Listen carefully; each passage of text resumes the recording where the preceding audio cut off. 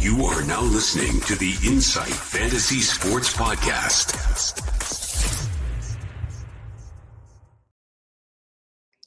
Welcome in and welcome back to another episode of the Insight NFL Show, Captain's Huddle edition for you tonight.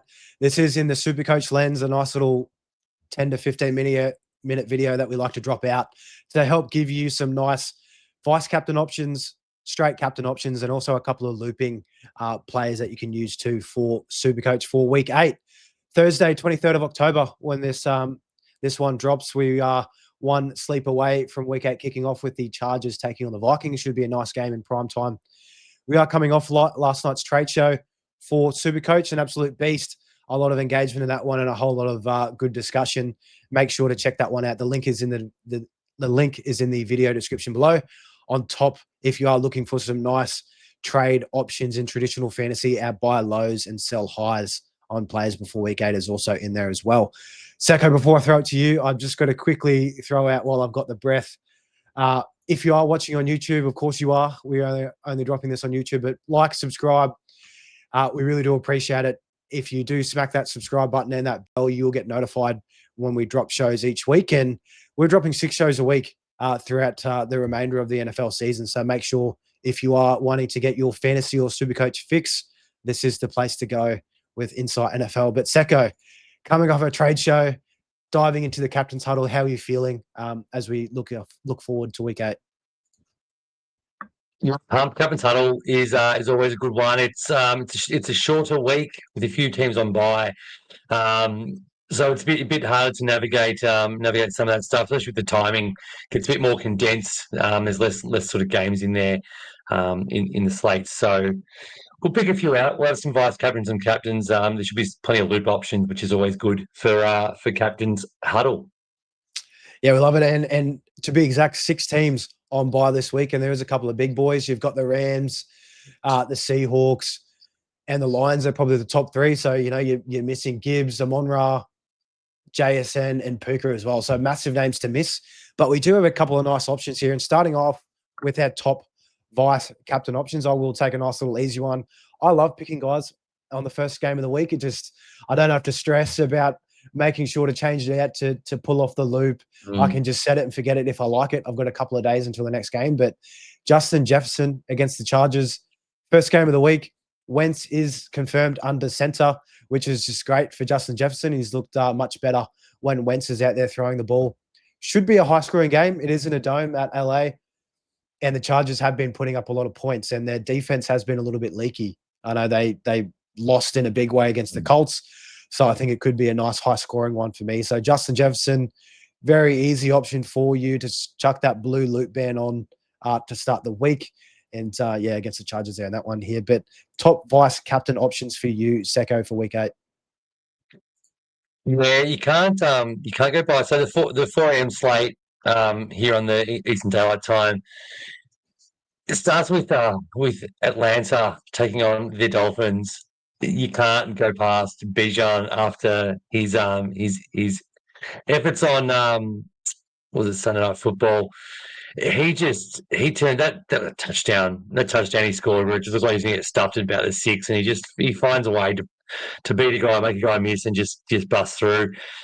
He has to be in consideration. If Drake London hadn't had quite so bad a game, I'd like to pull the trigger on him as well if you have him as a vice captain, but I'm a little bit gun shy about putting him out there just based on what happened. But I do fully expect Drake London to have a massive game just with how Miami has been so far. To opposing everything, really. They've been absolutely atrocious. Yeah, I love the Bijan call. I think Judkins, I know he had 2 touchdowns. Did he have 3 off the top of your head, if you remember, Secko? Again? Yeah, 3. So, 3. Judkins doing it. Yeah. I know that game, it was very windy and the weather wasn't too good. It was definitely lining up for a running back slog in that one. But, Bijan, if he doesn't have 2 touchdowns in this game, I'll be absolutely gobsmacked against Miami. So I love that there. Another game in the... Oh, no, so the week before, even Kamani Vidal had 18 carries for 124 against them. There was the Rico Dowdle had a big game against them as well. I think pretty much everyone who's played Miami has absolutely torched them. So you can definitely start Bijan with confidence, especially as a VC. You get the double hit there, but I'm pretty sure you'll be looping if you pick him. Another option that we have here, and it is contingent on whether he is healthy or not. There is Lamar Jackson against Chicago. For the Ravens, every game for them is a win now. They must win. I believe they're 1-5 so far. So like they pretty much need to win out for the remainder of the games. I think they can really put a lot of points on Chicago. Ravens defense has been pretty horrid as well. They are getting guys back from injury and healthy off the bye. But Lamar, if you do bring him in this week and you are struggling for options, if he does play, you really can't go wrong with him for the Ravens there. Yeah, absolutely. And obviously, if we're talking Lamar, we can always talk into our other prospective QB 1/2 from the start of the year and throughout. Josh Allen comes back off bye and gets Carolina. So I'm not as confident as I normally would be with this Josh Allen call, though. He's my final VC call, but yeah, Carolina at home been a lot better than on the road. They've been pretty solid. And, this could easily be a game where James Cook has multiple scores and Josh Allen sort of has a pretty subpar sort of sub 200, sub 2 touchdowns or less kind of game. So just temper expectations. But I think if you've got him, especially if you're trading into him this week, I can't see a will you don't put the VC or C onto him in some capacity there. So hard to keep it off him. Yeah, hard to pass up. Another good option here, though, Christian McCaffrey up against the Texans again. It is in that early window. The Texans, their defense has been pretty stout to start the year, but it just doesn't matter for CMC. He can get you through the rushing game. He can get you through the receiving game. Now with George Kittle back, it's opened things so much more for him with those running lanes. And of course, Kittle, we know how much of a beast he is in terms of run blocking. So CMC, I think he's nearly a touchdown guarantee each week. Top scored with 70 last week. I think he can continue that, even against the tough defense in the Texans here. Secko, any other names here in vice captain here before we look to straight captains? No, I'm happy to leave. Happy to leave the vice captaincy there because there is a few later game guys that I want to talk to you about shortly. Well, why don't you kick it off, Secko, in terms of a straight captain option? All right. We'll just go straight into it. There's a guy. Yeah, let's get straight into it. You did say that Christian McCaffrey top scored with a 70. He didn't top score. There was a guy who had 79 points. His name is Bo Nix. It was all done in the last quarter. I'm just saying they're playing against Dallas. What's one thing that Dallas has done consistently for literally the entire year? Give up points. Give up points. It's in Mile High. I don't like Bo Nix. I don't like him enough to want to get him in any fantasy situation. But if ever, against the look, Justin Fields had 283 yards and 2 passing touchdowns. 283 and 2. Justin Fields, the guy who's got benched 2 weeks ago against the Dallas Cowboys.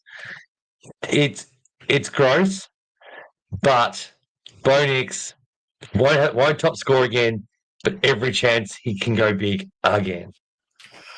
It is a massive call. I'd love to know the percentage of people that are running Bo Nix.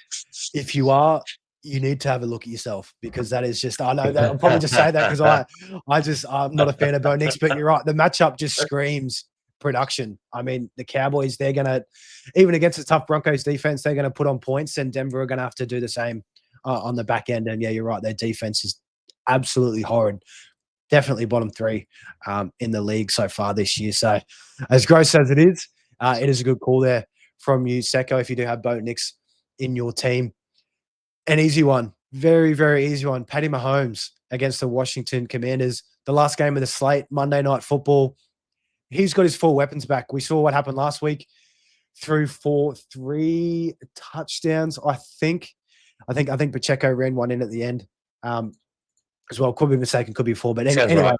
Yeah, he's throwing for an absolute monster. Their running game isn't good either, so they are relying heavily on Mahomes and those receivers there. So in prime time, Commanders are pretty banged up on offense, even on defense as well. I think that defense will get worn out being on the field a whole lot with Marcus Mariota projected to be there. So I think Mahomes, by the back end of the day, he's going to absolutely carve these guys up. And hopefully he doesn't do it too quick, too early, because he might get hooked by the fourth quarter. But by that point, it probably could be too late. Probably he's already thrown for 3 touchdowns and he's made you a great captain option on the week. Yeah. It could be very similar to last week where they at home they put up a big number like they did against the Raiders last week. So yeah, I'm with you on that one. I think if you've got Mahomes, it's going to be very hard to overlook a little Monday night special with the C armband. My final one is we were speaking about him a lot in last night's episode. He was brought up in the Q&A section at the end as well. It's JT. It's Jonathan Taylor. It's again another one. If you've got him, he's got the Titans at home. Titans have just been very, very, very underwhelming.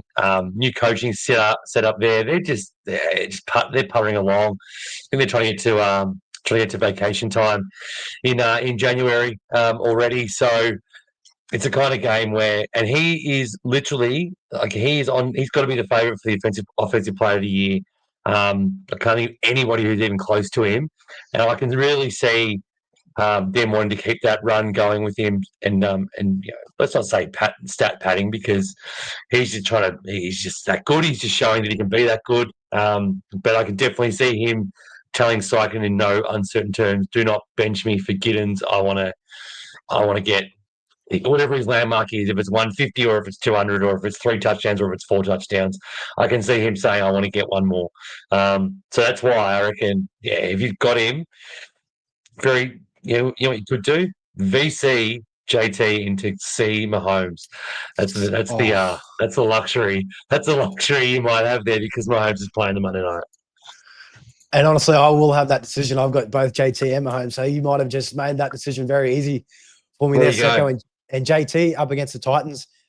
He has played them earlier this year, scored 62. You would absolutely love that outcome again if he does manage to get a couple more touchdowns, which he has every chance to. That's really the only captain options for this week as a straight. Again, the matchups, they aren't too hot.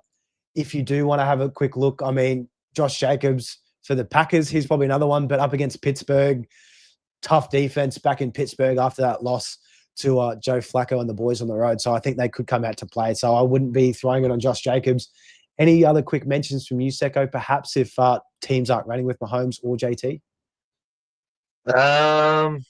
Nah, it's because of the shorter week. There just doesn't seem as many. There's not as many late games. There's only 3 in the later morning window, and then it's Pittsburgh and Green Bay. Green Bay's really hard to find anyone. Pittsburgh's almost impossible. So we're probably all out of there. You can get spicy. I think I've been spicy enough with my Bo Nix, and spicy enough with doing a VC on a 7:25 game as well. So no, I think we've covered them.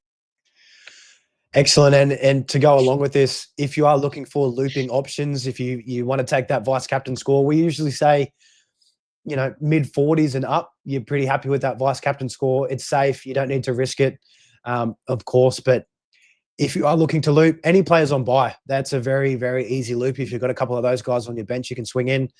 They count as the final game of the week. So you've got a bit of time to switch those guys around.